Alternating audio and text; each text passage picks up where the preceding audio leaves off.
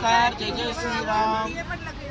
આજે પાટણ ખાતે સ્વદેશી અપનાવો વિદેશી હટાવો અંતર્ગત પાટણ નગરપાલિકા દ્વારા સુંદર આયોજન થયું છે। એમાં અમારા પરમ શિષ્ય એવા હરેશભાઈ અને વિશાલભાઈ તેઓ શિવ કાશ્ય થેરાપી અને આયુર્વેદિક દવાઓનું વિતરણ કરે છે।